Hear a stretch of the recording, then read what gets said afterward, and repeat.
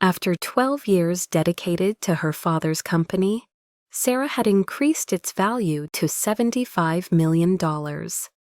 During a family dinner, her father, Arthur, looked at her and announced with a smile, "Your brother Daniel will take over now." She absorbed his words, a stark contrast to the celebratory mood, yet she managed a smile. The events of the following morning at the office would fundamentally alter the circumstances. Sarah recalled the way Arthur had smiled that evening, his hand resting with evident pride on Daniel's shoulder.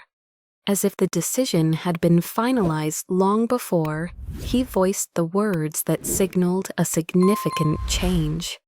"Your brother will take over now." A sense of unease settled within her, but years of maintaining her composure under pressure ensured her expression remained neutral.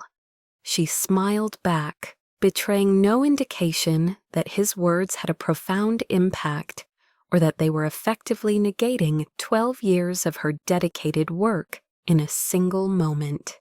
The dining room was alive with the clinking of glasses and the low hum of conversations among extended family members and close business associates. This gathering was more than a simple family dinner. It was a celebration, an event ostensibly to honor their collective achievements, primarily her achievements. Arthur had established Sterling Solutions when Sarah was a child. It began as a modest logistics business that had narrowly survived its formative years. She had grown up observing his efforts to sustain it, which involved late nights at the office, foregone family vacations, and a continuous pursuit of contracts to ensure financial viability. At 24, fresh from business school, Arthur had permitted her to join the firm, an opportunity she had actively sought. Her contribution had been substantial. She had transformed Sterling Solutions from a struggling regional logistics entity into a national leader by expanding operations, securing multi-million-dollar contracts, and integrating advanced technology. The company, once small and near insolvency, was now recognized as an industry leader with a valuation of $75 million. Despite these accomplishments, in that particular moment, her contributions seemed inconsequential. Arthur had made his decision. Daniel, her brother, would assume control, not Sarah. A subtle wave of approval circulated around the table, accompanied by murmurs of congratulations directed towards Daniel. Sarah observed him as he lowered his gaze, feigning modesty, though she perceived his true disposition. Daniel had never demonstrated genuine commitment to the business. He had spent the preceding decade shifting between various unsuccessful ventures, failing to establish a consistent professional path. He lacked interest in logistics and operations. His primary interest lay in acquiring power. Sarah had dedicated 12 years to proving her capabilities, building Sterling Solutions from its very foundations, making every critical decision, participating in every late-night strategy session, and personally handling every significant contract negotiation. Daniel had undertaken none of these responsibilities, yet this was the current reality. She suppressed her internal reactions, having learned early in her life that within her family, expressions of vulnerability were equated with weakness. She reached for her wine glass, her hand steady as she lifted it. "To Daniel," she stated, her voice even and controlled. The guests raised their glasses in response, unaware of the complex situation unfolding beneath the surface. Her mother observed her from across the table with an inscrutable expression, yet Sarah sensed her understanding. Unlike Arthur, her mother had always acknowledged the extent of Sarah's efforts, though she consistently refrained from intervening. Arthur, meanwhile, was smiling with his usual unwavering self-assurance, entirely oblivious to the fact that his decision had set a new course of events into motion. Daniel met Sarah's gaze from the other side of the table, a slight smirk visible at the corner of his lips. It was at that instant Sarah understood that the decision was not her father's alone. Daniel had evidently been anticipating this outcome. He had maneuvered himself strategically, adopting the persona of the dutiful son who had finally discovered his professional calling. Arthur, adhering to traditional views, perceived no issues with this logic. A son was the natural heir to the family enterprise. A daughter's contributions, regardless of their magnitude, were often regarded as temporary, a mere footnote in the company's history, irrespective of her attempts to prove otherwise. However, neither Arthur nor Daniel had taken into account that Sarah had spent the past 12 years not only developing the company, but also systematically strengthening her own position within its structure. The following morning, they would discover the full implications of her foresight.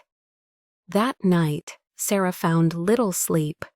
Her thoughts replayed every sacrifice she had made for Sterling Solutions.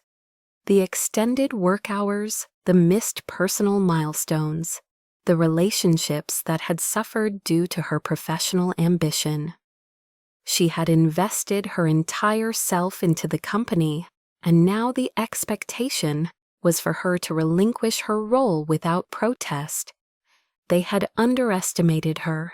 By 3 a.m., she was in her home office, her fingers moving swiftly over her keyboard. She was intimately familiar with every contract, every share, and every executive agreement. She understood the operational intricacies of Sterling Solutions better than anyone. Daniel anticipated a smooth transition, envisioning his name on the office door and his position secured by the following week. He was unaware that while Arthur had been engaged in public relations and Daniel had been making a show of learning the business, Sarah had been methodically securing something of far greater importance: control. At precisely 8:45 a.m., she walked into the offices of Sterling Solutions. Sarah entered the Sterling Solutions headquarters, a routine she had followed for the past 12 years.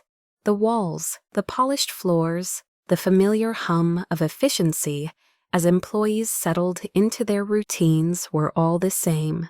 Yet today was different. She was not merely walking into her office, she was walking onto a battlefield. The reception area was unusually quiet, the kind of stillness that often precedes a significant event. The employees knew. Whispers about Arthur's dinner announcement had spread rapidly. They glanced at Sarah with hesitant expressions, avoiding direct eye contact, uncertain where their allegiances should now lie. She did not acknowledge them, instead walking with confidence, her heels clicking against the marble floors, her posture unwavering, adhering to her principle: never let them see you shaken. She entered her office, shutting the door behind her. She had precisely 15 minutes before Arthur and Daniel were due to arrive, anticipating their assumption of roles as CEO and heir apparent, respectively.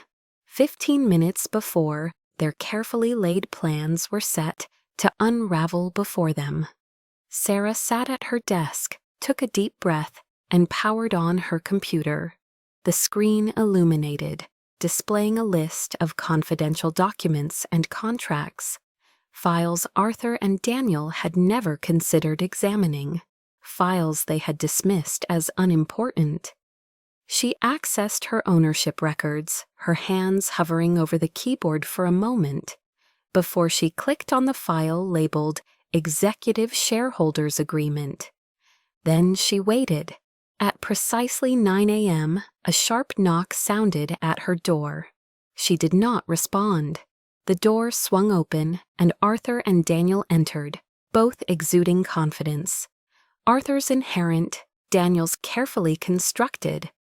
Arthur strode in like a monarch surveying his domain, while Daniel, dressed in an expensive navy suit, offered Sarah a smug, triumphant grin. It required considerable effort for Sarah to suppress a laugh. "Sarah," Arthur said in his usual authoritative voice, as if acknowledging her was a concession. "I assume you're aware of the transition happening today." Transition, Sarah thought, an interesting choice of words. "I'm aware," she replied smoothly, leaning back in her chair. She glanced at Daniel, whose smirk only widened. "Good," Arthur continued, nodding as if they were all in complete agreement. "Daniel will be stepping in as the new CEO. We'll need you to help with the handover, get him familiar with the operations before you officially move on." Sarah arched an eyebrow. "Move on?" she echoed, feigning confusion. "Dad, I think you're mistaken about something." Arthur's face twitched with irritation. He was accustomed to her compliance, her tendency to acquiesce quietly. He was not prepared for this. "Sarah," he said, his voice tight, as if speaking to a child, "this isn't up for debate. We've already made the decision." Sarah smiled then, a slow, knowing smile. "Oh, I know, Dad," she said softly. "The thing is, you don't have the authority to make that decision." Daniel let out a low scoff, shaking his head. "Sarah, don't make this difficult. We're trying to do this the easy way." Sarah did not respond. Instead, she reached for the remote control and pressed a button. The large screen on her office wall lit up, displaying a document. The same Executive Shareholders Agreement she had been reviewing earlier, signed August 17th, 2015. The signatories listed were Sarah Sterling, Arthur Sterling, and Daniel Sterling. Arthur's face paled slightly. Sarah turned to Daniel. "Do you even know what this document is?" Daniel crossed his arms, shifting in discomfort. "A shareholders' agreement," he guessed. Sarah nodded. "Yes, and do you know what it says?" She tapped the screen, highlighting a crucial clause. This document was drafted when Sterling Solutions was restructuring. It clearly states that any transfer of executive power, such as appointing a new CEO, requires the approval of all majority shareholders. She met her father's eyes. "And I, Dad," she stated clearly, "hold 60% of the company's shares." The silence that followed was suffocating. Arthur's expression hardened. "That's impossible," Daniel muttered, stepping forward to examine the document. "Actually, it's very possible," Sarah said smoothly. "You see, over the years, while you were busy failing at every startup you attempted, and Dad was busy playing the role of business patriarch, I was doing something else." She leaned forward. "I was securing my place." She turned back to her father. "Remember when you needed capital for expansion in 2017? You signed over an additional 15% of your shares to me in exchange for my investment. And in 2019, when we faced that legal battle, another 10% was transferred under my name as collateral. Shares you never bothered to reclaim. That, plus my original 35%, makes me the majority shareholder." Arthur's jaw clenched, but Daniel was panicking. "You have to be bluffing," he spat. Sarah pulled out a second document. "This is the most recent legal filing with the state. Want to verify?" Daniel snatched the paper and scanned it. his face draining of color with each passing second. You can't do this," he stammered. "Dad, tell her she can't do this." Arthur remained silent. He knew Sarah had legally outmaneuvered him, and there was nothing he could do. Sarah exhaled slowly, standing up. "I'm not firing you, Daniel," she said. "I wouldn't want to force you into the actual job market. But you will report to me, and you will work under my leadership. Otherwise," she gestured toward the door, "you're free to leave." Daniel turned to his father, his eyes pleading for intervention. Daniel looked pleadingly at Arthur, but for the first time in his life, Arthur had no answer, no way to rectify the situation. Because Sterling Solutions was no longer his company, it was Sarah's. The silence in Sarah's office was heavy. Daniel still clutched the legal document, his fingers white from gripping it too tightly. Arthur stood rigidly beside him, his expression unreadable, but Sarah understood his mind. He was calculating, attempting to find an escape from this predicament. There was none. She had spent years preparing for such a moment, not because she had anticipated betrayal, but because experience had taught her never to assume loyalty where power was concerned. For the first time, Arthur looked at Sarah as if he did not recognize her. Perhaps he never truly had. "So that's it?" Daniel finally spoke, his voice laced with bitterness. "You're just taking everything?" Sarah let out a soft, humorless laugh. "Taking everything?" she repeated, stepping closer to him. "Daniel, I built this company from nothing. Every contract, every expansion, every innovation. I made it happen. While you were preoccupied with failing upwards, I was keeping this company alive. So no, I'm not taking anything." She leaned in slightly. "I'm just keeping what's already mine." Daniel's face twisted in anger, but he had no rebuttal. He knew she was right, and more significantly, so did Arthur. He had spent years believing that bloodline mattered more than ability, that his son would inherit what was rightfully Sarah's. He had underestimated her, and now he was facing the consequences of that misjudgment. Arthur finally broke the silence. "You're making a mistake, Sarah." His voice was calm, measured, but she could detect the strain underneath. "A family should stick together. Do you really want to burn this bridge?" Sarah met his gaze directly. "Dad," she said slowly, "you burned this bridge the moment you made your decision without me." His lips pressed into a thin line. "Business is bigger than just one person. We can find a solution that works for everyone." Sarah tilted her head slightly, feigning consideration. "Oh, I agree. That's why I'm offering you both a choice." She turned to Daniel first. "You can stay in the company," she said, keeping her voice smooth and professional. "But you won't be CEO. You'll take on an advisory role with limited authority. Your salary will be generous, but you will answer to me." Daniel stiffened, but Sarah continued. "Or you can walk away. I'll buy out your shares at market value. You can take the money and find a new project to dedicate yourself to." Arthur scoffed. "You're acting like you hold all the cards." Sarah smiled. "I do."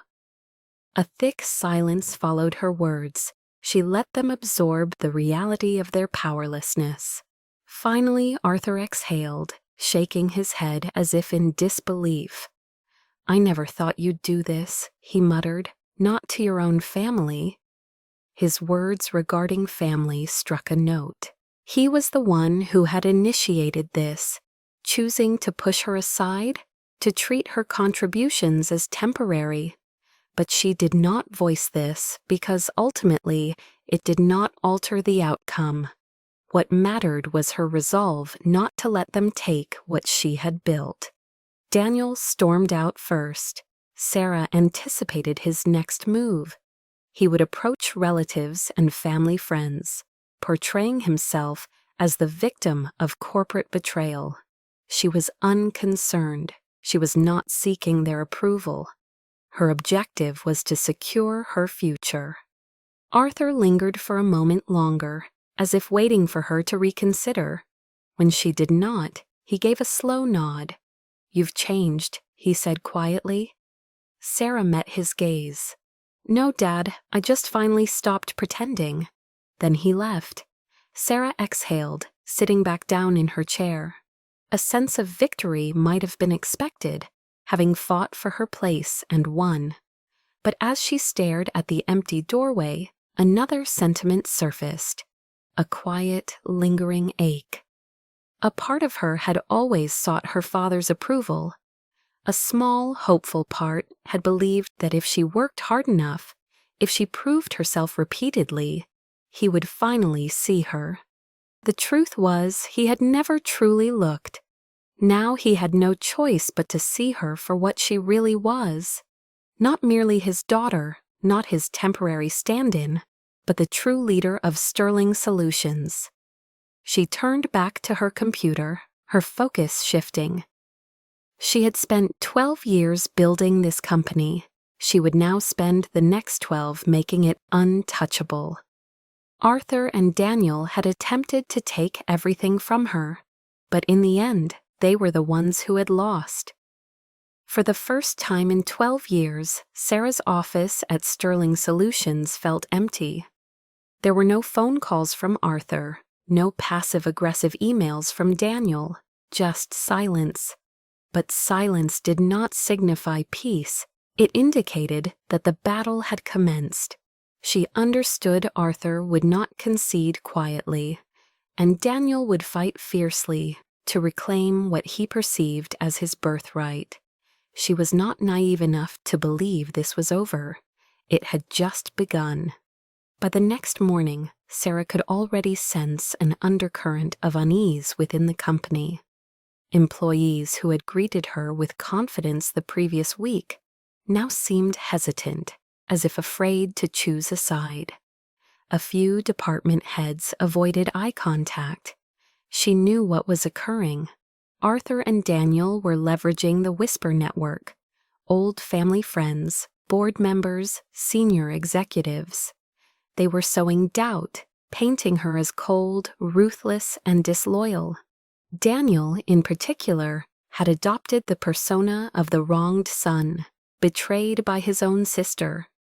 Sarah could envision him in a high-end restaurant, feigning sorrow as he recounted to investors how she had purportedly stolen the company.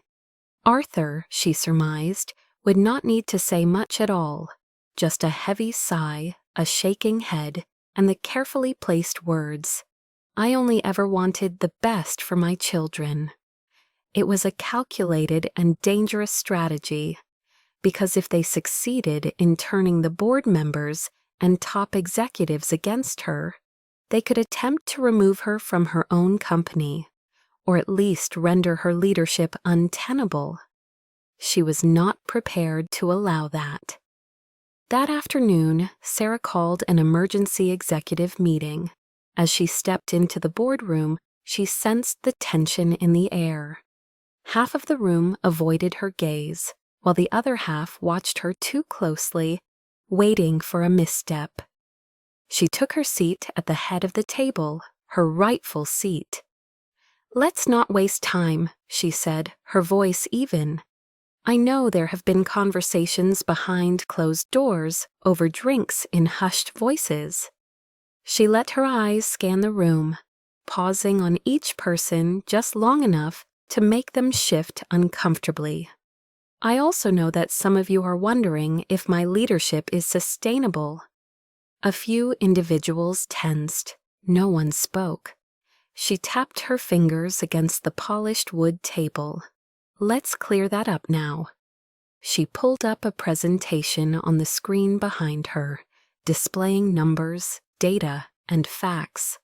"I built this company from a struggling regional business to a $75 million industry leader. Over the last 5 years, under my leadership, we've seen a 300% increase in revenue and expanded into 6 new markets. She turned to the CFO, Mark.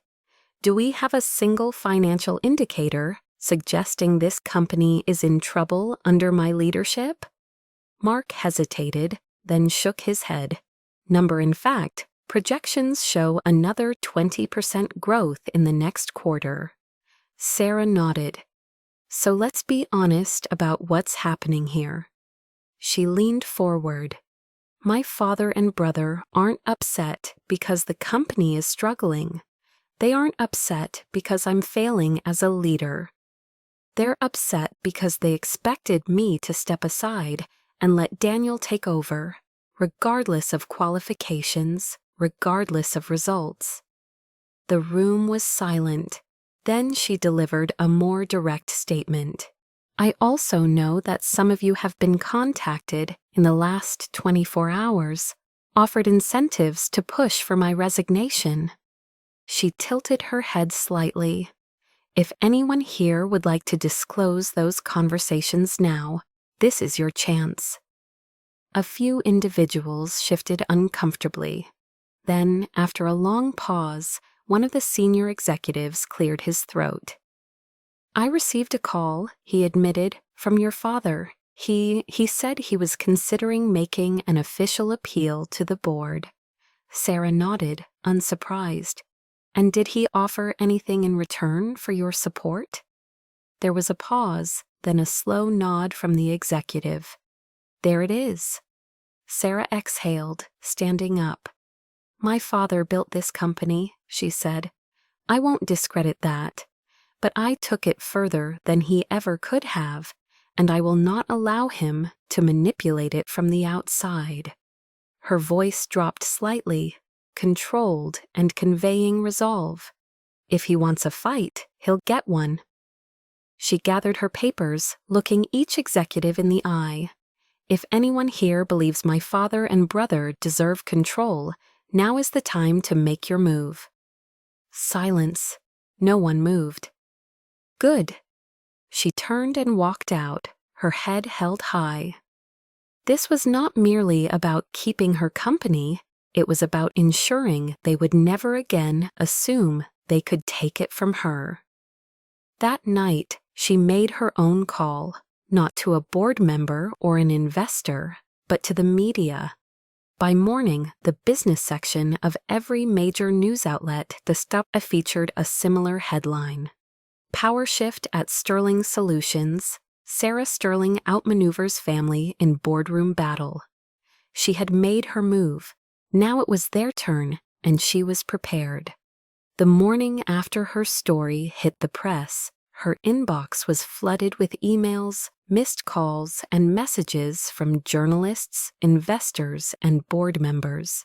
Some were supportive, some were cautious, but most shared one common question. Is it true? She let them wait. She understood the game Arthur was playing, one he had spent decades perfecting. Arthur understood the art of public perception. He knew that reputation held significant weight in the business world.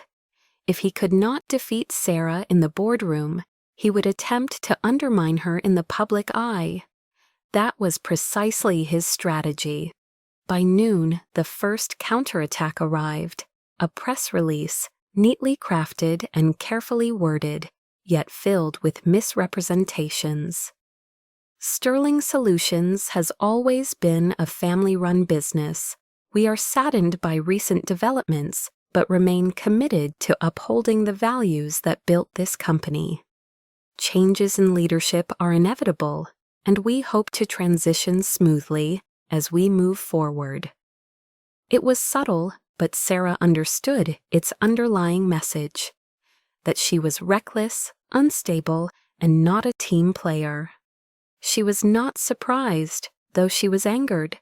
She sat in her office, watching the news as industry analysts debated her leadership. Was Sarah Sterling too aggressive in her takeover? Will her lack of cooperation hurt the company in the long run? Can she recover from this PR disaster? They discussed her as if she were not watching, as if she were not already planning her next move. If Arthur and Daniel desired a public war, she was prepared to engage. Sarah did not release a statement or call a press conference. Instead, she made one phone call to an old friend in investigative journalism. "I have something for you," she said, "but you'll need to move fast." An hour later, she sent over documents, emails, financial reports, and internal records.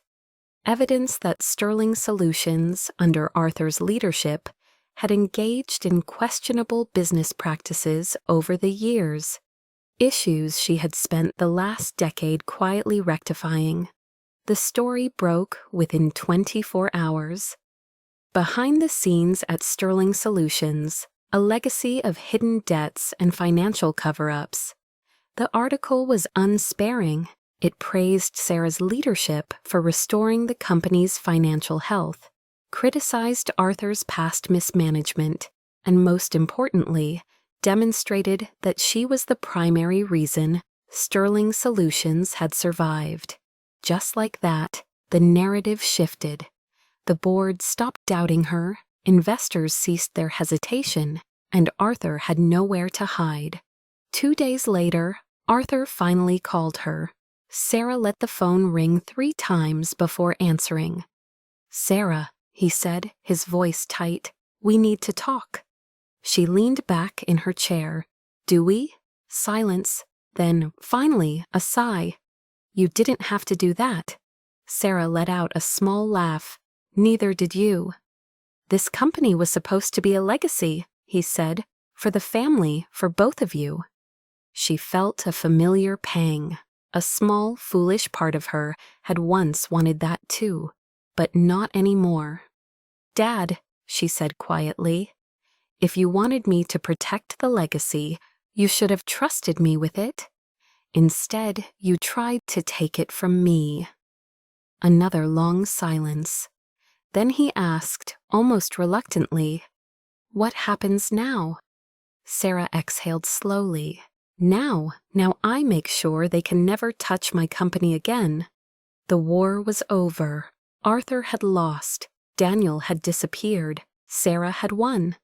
But as she sat in her office, staring out over the city skyline, she felt no satisfaction, no triumph, just emptiness. She had spent 12 years fighting for Sterling Solutions, building it, protecting it, making it stronger than ever before. Yet the cost of that victory weighed heavier than she had expected, because while she had secured her position, she had lost something else along the way: her family. The next day, Sarah walked into the office as if nothing had changed, but everyone knew the truth. The whispers had stopped, the doubt had faded. She was no longer just Sarah Sterling, the CEO. She was Sarah Sterling, the woman who had outmaneuvered her father and brother and emerged victorious. Some respected her for it, some feared her for it, and some still waited for her to fall. She let them wait. At noon, Arthur and Sarah met in the conference room for what would be their final discussion. He looked tired, older, as if the weight of recent events had finally settled on his shoulders. She waited for him to speak first. When he finally did, his voice was quieter than she had ever heard it. "I'm retiring," he said simply, effective immediately. Sarah did not react. She had anticipated this. "I'll sell my remaining shares," he continued. "I'll keep a small percentage as an investor, but I won't be involved anymore." She studied him carefully. "And Daniel?" His jaw tightened. "He's gone," Arthur admitted. "Took the buyout. He won't be back." A part of her had known it would end this way. Daniel had never been strong enough to fight his own battles. Once it was clear he had lost, he had done what he always did: run. Still, hearing it stated aloud made something inside her ache. Not regret, not guilt, just the finality of it all. Understood, Sarah nodded. Arthur exhaled, rubbing his temple as if he had a headache. Then, after a long pause, he said something she never expected. I underestimated you. It wasn't an apology, but it was the closest thing she would ever get.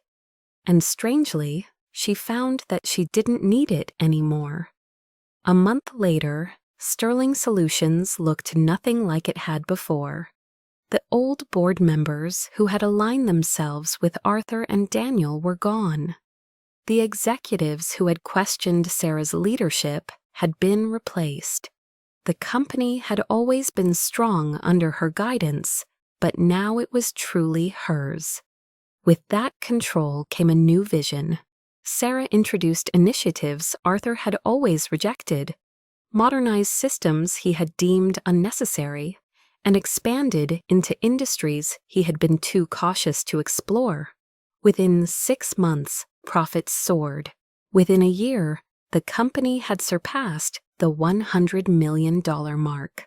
For the first time in her life, Sarah was not just fighting to prove herself, she was fighting to build something that no one could ever take from her again. A year after everything had transpired, Sarah met Arthur for dinner. It was the first time they had spoken since his retirement. He looked different, quieter. He was no longer angry, just accepting. I read about the latest deal you closed, he said over his drink. It was a smart move. Sarah smirked slightly. I know. A ghost of a smile touched his lips.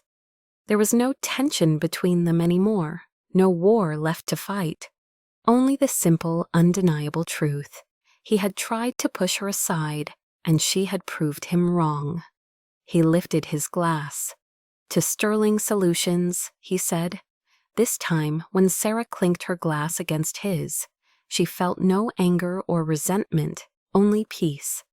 She had already won, and she no longer needed his approval to know it. As Sarah sits in her office today, overlooking the city where she built her empire, she reflects on the lessons this journey has taught her. That family can sometimes be your biggest adversary. That loyalty is a currency, not a guarantee. And that power is never given, it is taken. But most importantly, she learned that sometimes the best way to prove your worth is to stop seeking validation and build something so strong that it can never be ignored again. She has no regrets. Sterling Solutions is hers now, and she intends to ensure no one ever forgets it.